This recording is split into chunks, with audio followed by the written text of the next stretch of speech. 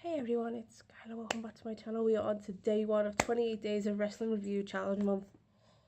And we're just going to go ahead and ride into it. But before I continue on, just to let you know, a little disclaimer, spoiler, whatever. Sometimes I have to spoil little bits to get into the review. And the way I do reviews is I say what I write down because with the help of the notepad, and then I give my thoughts and give you a rating, and then that's how I do my review. So anyway, today's review is on the DVD is Cause Stone Cold Said So. This is 59 minutes long. It's narrated and stars Stone Cold Steve Austin. This release come out in this DVD release come out 2004, but the original release was a VHS release in 1998. I'll just read you the back and then I'll get onto what I've written down. It says, in case you've been living under a rock, everybody knows who Stone Cold Steve Austin is, and he has now set World Wrestling Entertainment on fire. In the history of wrestling, no one has ever caused as much mayhem and violence as Stone Cold Steve Austin. In the next 60 minutes, you'll see highlights of Austin's first year in WWE. What does 316 mean? Well, take a look, son, and you'll find out what exactly it means. If you're looking for sparklers, sissy boys dancing around, or men in pink and black tights, then you've bought the wrong video, son. What you're going to see are Austin's favourite picks, the hottest action, opening up a can of whoop ass and serving it to everybody he sees fit. And that's the bottom line, because Stone Cold said so. So anyway, the chapters that are in this book are about when he won the King of the Ring, after the King of the Ring War of Words, no rules, no regrets, can of whoop ass, the 1997 Royal Rumble, which he won, but it was a bit of a controversy over that. His first match against Bret Hitman Hart at Survivor Series 96, then the submission match at WrestleMania 13 that he had with Bret Hitman Hart, Bret's punishment, it's in this, Cold Day in Hell and Hell to Pay.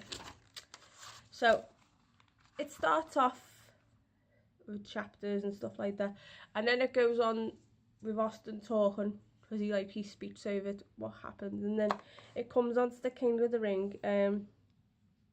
It talks about his matches in his own way, then shows clips of him behind the scenes of matches with the likes of, this is before it gets onto the King of the Ring, this like Bret Hart, Mankind, which is Mick Foley, where am I? Yeah, and Triple H, just to name a few. Then it goes to more title credits with Stone Cold's face, in blood, blah blah blah, which is, I'll talk more in detail about that, from his match with Bret Hart at WrestleMania 13. Then Stone Cold talked about his matches, interviews, etc. Talked about how Austin 316 was born, which was at King of the Ring 96. Where's that night? Yeah, 96. Then shows like when he had the match with Mark Mero and he got 18 stitches, and then in this final match with Jake the Snake Roberts, kept on kicking him in the ribs. He also had pain from his ribs due to, I think it was Vader, that Vader bombed him, but don't quote me on that, but I'm sure that was. And then he wins the match with the Stone Cold Stunner against Jake Roberts, and then he's announced the King of the Ring. And then he goes on about saying at the time that Jake the Snake Roberts, he was on about the Bible, so he goes, well, you're talking about your Psalms, talk about your John 3:16. Austin 3:16 says, I've just whooped your ass. and then saying that that's the birth of Stone Cold Steve Austin, because once all that happened, the next night on Raw, everybody come, and there was all these Austin 316 signs. I know, I was around in that era. I watched it. I was 97. I was 13. Was I 13? Yeah, 13 I was. Yeah, 13. Coming on to 14. Yeah. Yeah. Then a promo goes to about the Royal Rumble. Then he has a fight outside Brian Pillman's house. And then it gets him escorted away by the police and the security. Fight at the Slammies against Doink the Clown. Then interrupts Todd Pettengill and Sonny on Livewire. You remember Livewire? And then Brooklyn Brawler goes, "I'll be your tag team partner." Stone Cold goes, yeah, alright, bang. And it's then carries on the video like his way, and then goes back to Livewire, and then other promos that he was doing. Then Austin cuts a promo on ECW. Now, he had a short time in ECW, and where he done his promos there, he had 2 fights, lost the fights. He done a promo on a ladder, and then he done the like taking the piss out of Hulk Hogan and Eric Bischoff. He was like, "This is where the thingies play." Oh, it's crazy. And then, they were like the best promos that everyone talks about back in the 90s. And then he talked about Brian Pillman. Then goes back with matches with Bret Hart, Billy Gunn, Mankind, Owen Hart, Savio Vega, British Bulldog, Triple H, Shawn Michaels, The Undertaker, Bart Gunn, Jake the Snake. Then he goes more about the Royal Rumble 1997 and says he threw everybody over the top rope. He won, and then there was like some sort of conspiracy against him over that. Then goes on a promo with Gorilla Monsoon. Soon fights Bret Hart. There's quite a few occasions that he fought Bret. And then gives many promos on Bret Hart. Then they fight each other at the 1996 Survivor Series. And obviously he lost that match because Bret was wanted to retire, and then Austin was like giving it all that, and which prompted Bret to come back. But they continued their rivalry, and it emulated to WrestleMania 13. And Bret Hart tried to make Austin tap out submission hold, but Austin passed out. Then it goes on to the match at WrestleMania 13. It does the whole entire match with Ken Shamrock being the referee. Shows you every detail of the match. Austin strangling Bret with the cable wire, Bret hitting Austin with the belt, makes him bleed and makes him bleed more. And then right at the end, Bret puts Austin in a sharpshooter. He tried to get out of it. We all thought he did. Then Bret put him back in the sharpshooter and just passed out from the pain and all the blood's coming out, and then that's how the match ended. So all in all, Steve Austin, he didn't give up. So he lost loads of blood. And then at the end of the match, Austin decided to stun the referee for trying to help him, because he was one of the only wrestlers that he just didn't want any help. So if anything happened to him, like even over his Intercontinental title match with Owen, he suffered a broken neck. He didn't want anybody helping him, and that's the way he's always been. Then he limps away. Austin continues to voice over, and then Austin cuts more promos about Bret Hart on Raw. Bret Hart never came out because he said, "I want you in a street fight match," and he never. Then he goes after Bret Hart, tries to break down the door, and then he goes back to the ring. They have a street fight. The Hart Foundation tried to interfere, but he hits them, and then he's then fighting with Bret, and then the next thing he gets a steel chair, rams it into his leg, and uses the sharpshooter on Bret. Then Austin beats Bret in the ambulance as well. That is one of the best scenes I've saw in Raw history. Then has more matches with Bret, and then has a match with The Undertaker, gives The Undertaker 2 stunners, didn't win the match due to Brian Pillman ringing the bell. Then The Undertaker gives Austin the Tombstone Piledriver, wins the match. Austin goes after Bret and climbs over the barricade, pushes him off the wheelchair, and then after that he goes after Brian Pillman, has a little fisticuffs with him, drags him to the bathroom, puts his head down the toilet and face. Then after that, there's that famous scene where Pillman, he has an injury, he's in his home with his wife. Kevin Kelly interviews him, and he says Austin's on his way to see him. Then the next thing, Austin breaks into the house and Brian Pillman has a gun, shots one off. Austin runs away, then he comes back and he hits him. Pillman again. Then in a match on Raw, Austin defeated the British Bulldog, and the Hart Foundation attacked Shawn Michaels and Austin. That's when Shawn Michaels and Stone Cold Steve Austin become tag team champions.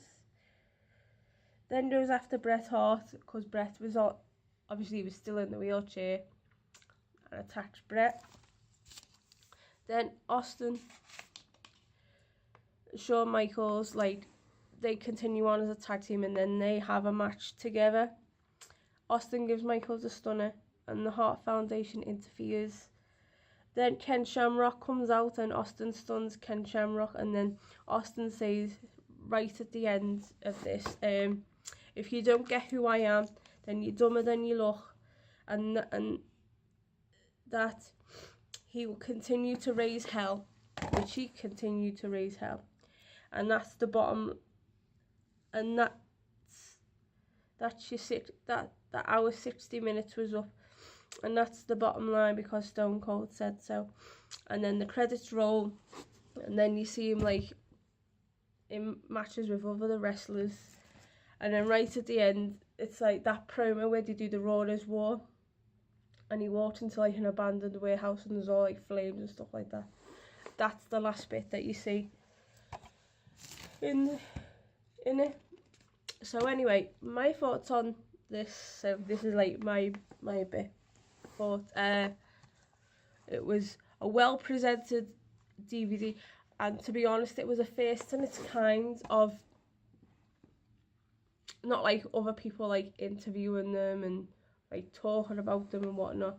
This was one of the, I think he was the very first that done this, sat himself down, told her how it was, told everybody how he was, how he became Stone Cold Steve Austin, showed some of his incredible matches with Bret, and you got to hear the side that Stone Cold always wanted to be. He said, I've always wanted to be this. He said this a while ago. I've always wanted to be this, but something was holding me back. And then when the Monday Night Wars were happening, that was the time to unleash it, sort of thing. And then he was just raising hell. I mean, he created in the Attitude Era, he created some of the bestest moments in Raw history during the Monday Night Wars. That's all I'm going to say. From when Raw started to beat WCW in the ratings. So, to be honest, I think this was the right amount of time for this DVD to shoot. I mean, it was great for what it was, and it was just talking from a wrestler's point of view, not from somebody else's point of view about the wrestler. This was his words coming out of his mouth and what he thought about stuff. So I generally enjoyed it. I mean, I have been a fan of wrestling for a long time, so I understand concept of things and concept of matches. Sorry, my nose is running. So it's a bit, with wrestling documentaries, it's not like a film, it's more like a documentary, but with the added twist of wrestling matches and stuff like that. This was more narrated, and then you had the one big match with Bret and Stone Cold at WrestleMania 13. It was like a full length match. So yeah, I just thought it is one of Stone Cold's first ever DVDs. He's created loads. I mean, he's had some of the best matches in the world.